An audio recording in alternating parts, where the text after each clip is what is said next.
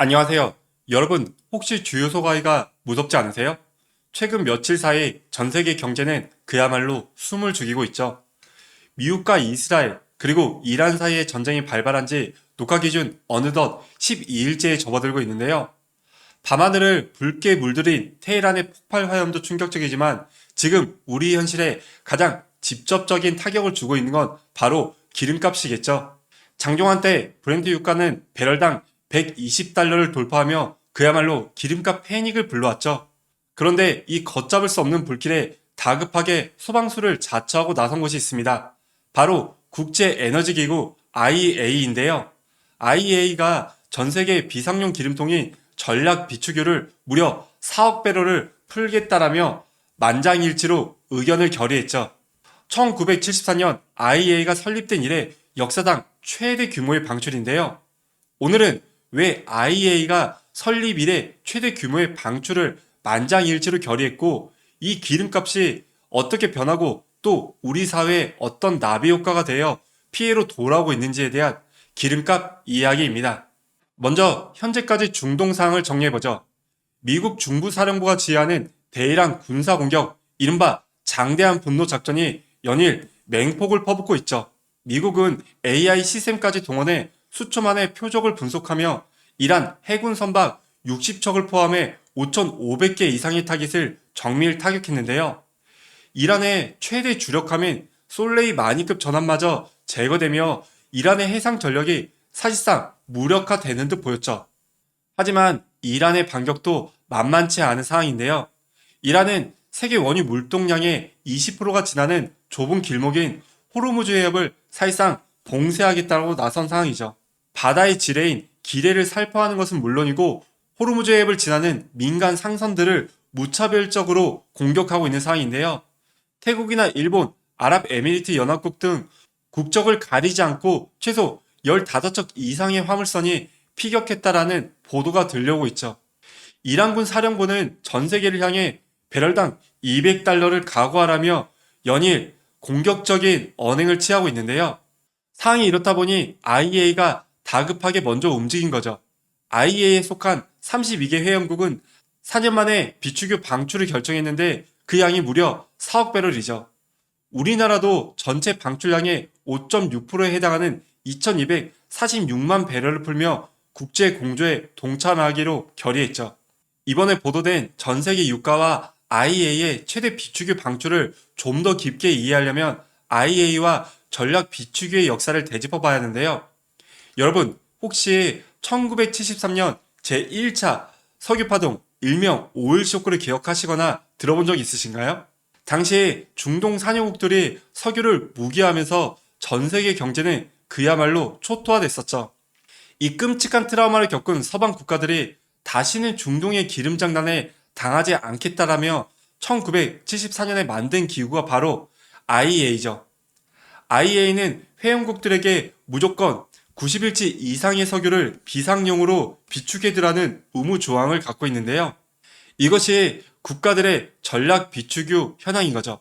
일종의 국가들의 기름 비상금인 셈인데요. 이 비상금은 아무 때나 꺼내 쓰지 않습니다.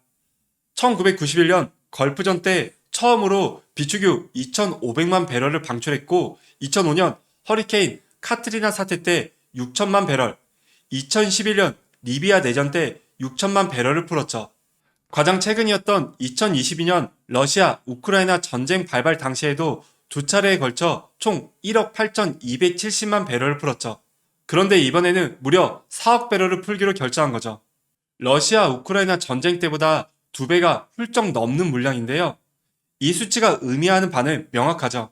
현재 이란 사태가 호르무즈 해협이라는 글로벌 경제의 기름 경동맥을 꽉 쥐고 있기 때문에 과거 그 어떤 전쟁이나 재난보다도 유가로 인해 전 세계 경제에 미치는 타격이 치명적일 수 있다라는 국가들의 우려가 나오고 있다라는 거죠.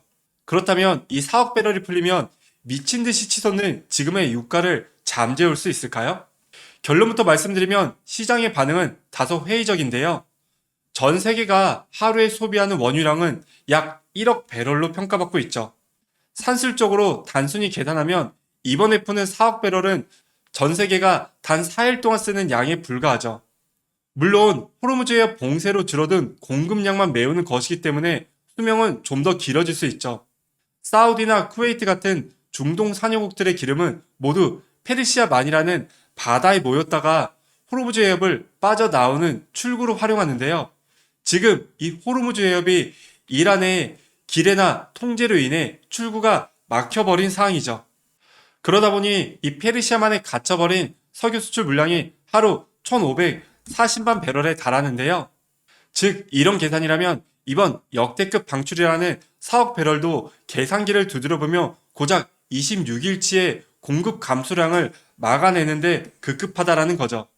게다가 송유관과 하역시설의 물리적 한계 때문에 하루에 300만에서 500만 배럴씩 찔끔찔끔 풀 수밖에 없는 상황이고요. 잠시 시간을 벌 수는 있겠지만 근본적인 해결책이 될 수는 없다라는 거죠. 여기서 흥미로운 점은 이번 전쟁을 대하는 각국의 동상이몽 상황인데요. 트럼프 대통령은 전쟁 개시 11일 만에 수시로 말을 바꾸며 오락가락하는 행보를 보이고 있는데요. 전쟁 초기만 해도 작전이 끝나면 이란 국민들이 정보를 직접 인수하라며 이란의 정권 교체를 부추기더니 협상은 없다, 오로지 무조건 항복뿐이라며 그 외에는 선택지는 없다라는 초강경 모드를 유지했죠.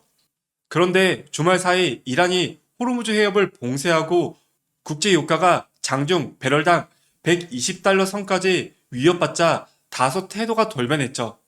우리는 얼마든지 오래 전쟁을 지속할 능력이 있다라고도 했다가 전쟁은 아주 빨리 끝낼 것이다 라며 지금은 언제든 내가 끝내고 싶을 때 전쟁을 끝낼 수 있다. 그리고 이미 타격을 다해서 타격할 표적이 남아있지 않은 상황이다라며 마치 주변에서 보기에는 뭔가 정신승리 같은 제스처를 취하고 있죠. 도대체 트럼프 대통령은 왜 이렇게 오락가락 행보를 보이는 걸까요? 답은 명확하죠. 다가오는 미국의 11월 중간선거 때문인데요. 기름값이 올라가면 미국 밥상 물가가 폭등하고 결국 혼란 유권자들로 인해 트럼프 대통령의 정치적 기반이 흔들릴 수 있기 때문이죠. 실제로 미국 여론조사를 보면 국민의 74%가 유가 때문에 심각한 인플레이션 상황을 우려하고 있다는 보도가 나오고 있죠.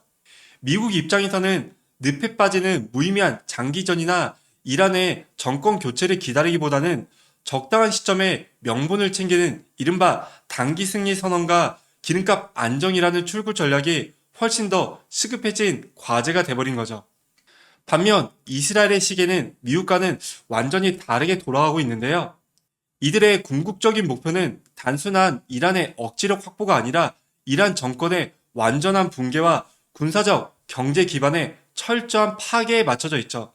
트럼프 대통령이 다급하게 종전 신호의 제스처를 보내고 이란의 석유 설비를 때리지 말라고 분노하는 등 경고를 하고 있음에도 불구하고 이스라엘은 이란의 핵심 인프라 타격을 고집하는 이유가 바로 여기에 있죠. 상황을 더 복잡하게 만드는 건 사우디아라비아를 비롯한 걸프 산유국들의 속내인데요.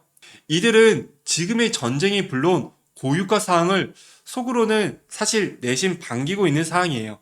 왜 그럴까요? 산유국들은 언젠가 말라버릴 석유를 대체하기 위해 국가 단위의 거대한 사업구조 개편을 시도하고 있죠.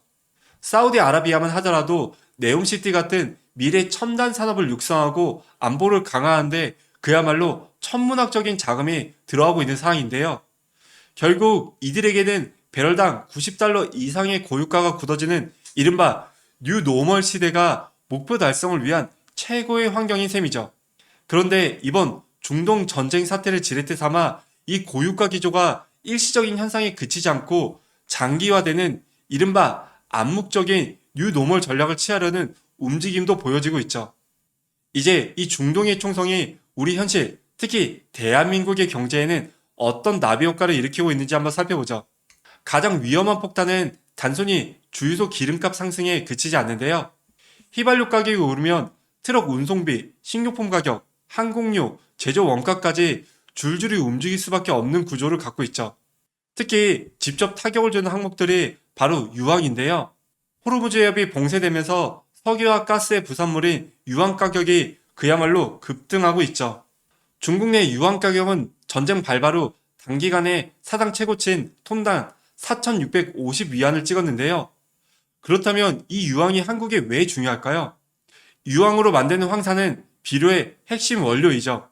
이 비료 값이 뛰면 글로벌 식량 위기까지 번질 수도 있는 상황인데요. 대한민국에 특히 더 치명적인 것은 대한민국의 심장인 반도체 산업 때문이에요. 황산은 반도체 웨이퍼를 세정하는 데 쓰이는 필수적인 화학 물질로 불리고 있죠. 또한 반도체 식각에 쓰이는 브롬의 99%를 이스라엘에서 수입하고 있고, 냉각에 쓰이는 헬륨 역시 카타르 등 중동 의존도가 절대적인 상황인데요. 결국 호르무즈 해협의 위기는 한국의 반도체 공장 가동률과도 직결되는 우리 수출의 존망 자체를 위협할 수 있다라는 키 리스크로 떠오르고 있죠. 우리나라의 석유 비축량 문제도 짚고 넘어가야 하는데요. 서류상으로는 IEA 기준 한국의 비축유가 208일치가 있다라고 해요. 하지만 산업용이나 대체 불가능한 물량을 제외하고 우리가 현실적으로 사용할 수 있는 시간은 약 4개월, 120일 남짓으로 평가받고 있는데요. 전쟁이 장기화되고 바닷속에 깔린 기뢰를 제거하느라 호르무즈 해협이 생각 이상으로 오랫동안 마비된다면 우리는 단순한 인플레이션을 넘어 자칫 지금 좋은 산업 분위기에 찬물을 끼얹는 스태그플레이션의 공포를 마주해야 할지도 모르겠어요. 정리해보죠. IEA의 사업배럴 비축유 방출은 급한 불을 끄기 위한 강력한 시그널일 뿐 근본적인 해결책이 될 수는 없는 사항이죠.